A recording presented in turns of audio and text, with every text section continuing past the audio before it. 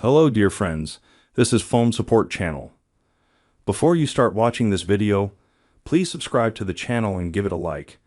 And also write your feedback in the comments if this video helped you, or if you have any questions. Thank you.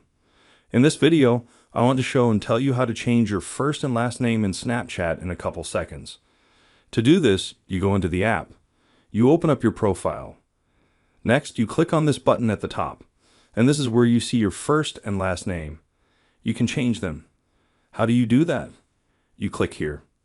And this is where you can change the meaning of your first name and also your last name.